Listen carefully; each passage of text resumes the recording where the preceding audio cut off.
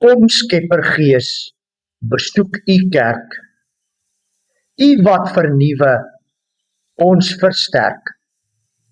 Vul self u skepping, Heilige Gees, met krag op hierdie Pinksterfees. Amen. Goeienaand, liewe broers en susters. Baie welkom by ons donderdag aand Pinksterbidduur. Ons het hierdie Pinksterweek 'n pad saamgestap met die tema Ontwrig deur die Gees vir Suid-Afrika. Ons het by Pinkster begin waar Christus se liefde in mense harte uitgestort is. Ons het geleer dat God se wil vir ons heiligheid is, om soos hy te word.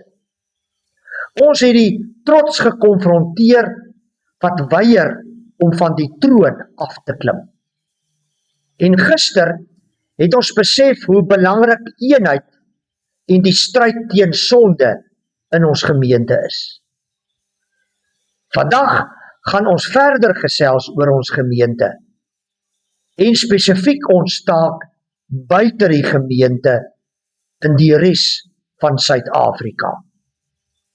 Efesiërs 2 gaan ons vanaand hiermee help. Paulus neem ons in Efesiërs 2 eers 'n tree terug en herinner ons waar en hoe ons was sonder Christus.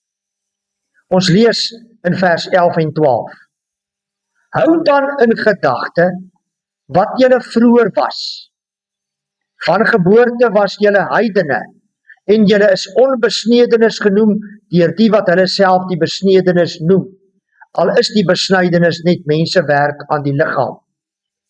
In die tyd was julle sonder Christus, uitgesluit uit die burgerskap van Israel, ver van God af, sonder deel aan die verbond en beloftes wat daarmee saamhang, sonder hoop en sonder God in die wêreld. Daar was 'n tyd dat ook ons nie burgers van God se koninkryk was nie. Nêrens gehoord het nie. Nie God se beloftes verstaan het nie. Sonder hoop was. Sonder God was. Omdat ons sonder Christus was. Dit is waar baie mense rondom ons nog steeds is. Hierdie wete moet ons baie bekommerd maak en ja, baie skuldig laat voel. Maar Jesus het alles vir ons en in ons kom verander. Ons lees in vers 13. Maar nou is julle een met Christus Jesus. Julle wat vroeër ver van God gelewe het nou naby gekom deur die bloed van Christus. Maar toe kom Jesus in ons lewens in en hy verander ons. Nou is ons een met hom en daarom is ons naby God, omdat Jesus dit vir ons moontlik gemaak het. Dit is Jesus se droom vir almal rondom ons in die wêreld, dat ook hulle waarlik by hom, in hom sal wees.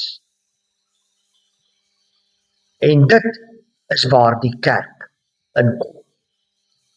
Hierdie taak het Jesus vir die kerk gegee, vir ons gemeente gegee, om almal wat nog nie by hom is nie, by hom uit te bring, sodat ook hulle in hom kan wees.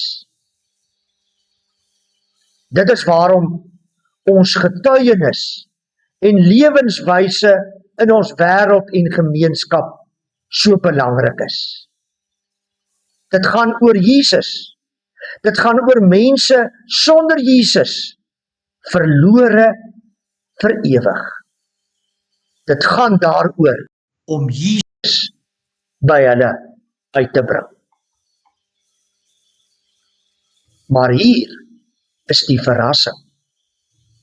Jesus het hierdie taak nie net vir een groep, of een kerk, of een gemeente gegee nie. Vers 14 tot 16 sê, Christus is ons vrede. Hy wat die twee, Jode en nie-Jode, een gemaak het. Deur sy liggaam te gee, het hy die vyandskap afgebreek wat vroeër soos 'n muur skeiding gemaak het.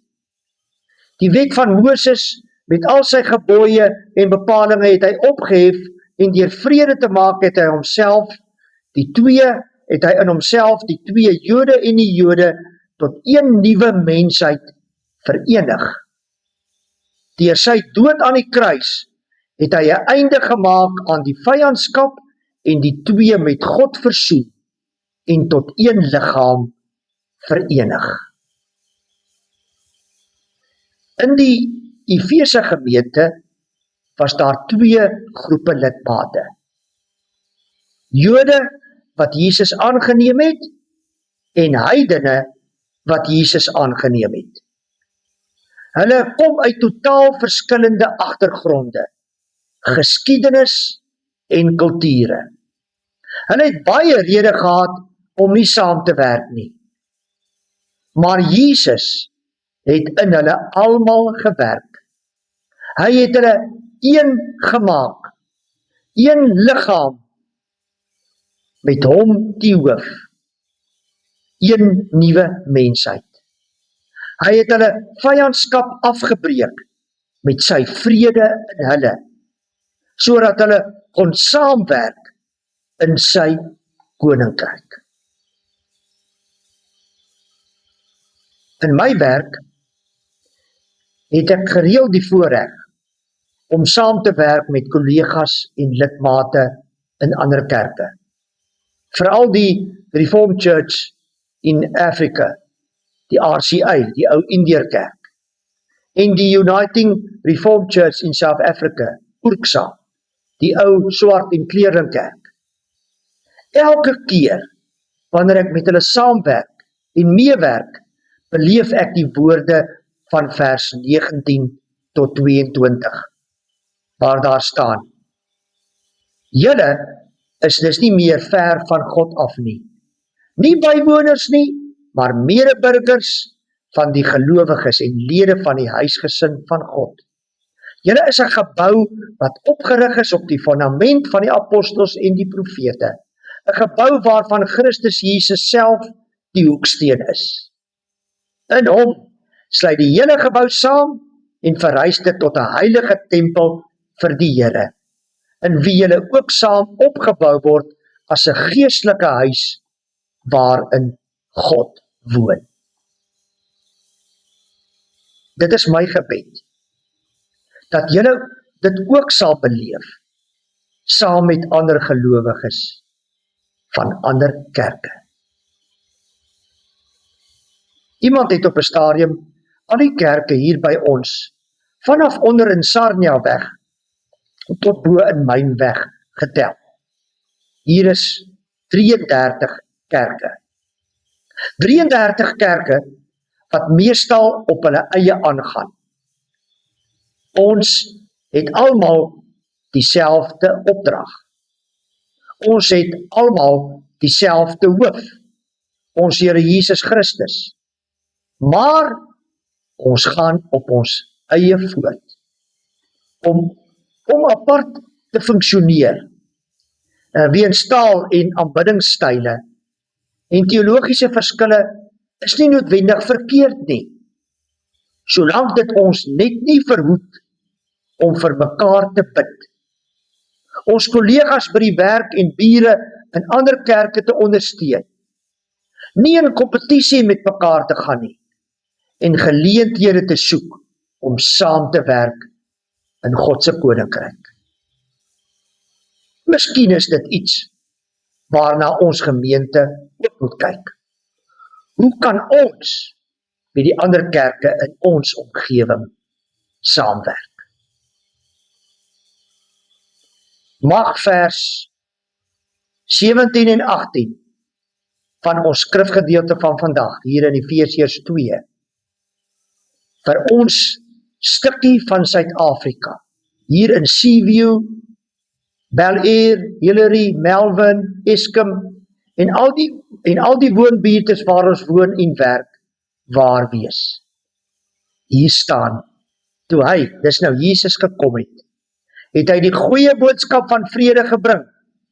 Vrede vir julle wat ver van God was, vrede ook vir die wat naby was. Deur hom het ons almal, Jode en nie Jode, deur die een Gees, vrye toegang tot die Vader. My liewe broer en suster, dink jy, ons gemeente, Durban Wes gemeente, doen genoeg vir hulle wat Jesus nog nie ken nie?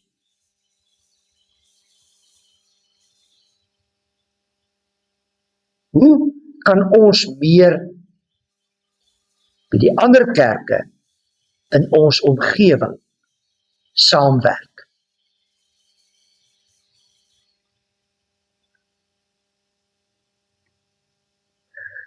Maak jy gebruik van elke geleentheid om daar in jou stukkie wêreld van Jesus te vertel en hom deur jou woorde en dade te wys.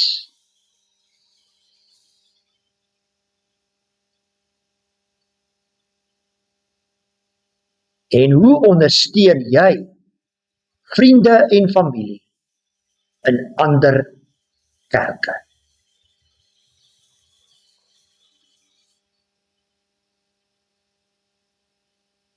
O Heilige Gees, stuur asseblief ons gemeente. Stuur ons gemeente saam met die ander kerke. Stuur ons elkeen en lei ons om te gaan en hoe om te gaan. Amen. Julle is welkom om my te kontak met enige vrae en kommentaar oor hierdie Pinksterreeks. Ons Pinksterweek sluit Sondag af met die nagmaalviering en Pinksterfees. Daar sal ook 'n opname van hierdie erediens gemaak en uitgestuur word. Sien julle Sondagoggend. Lekker slaap.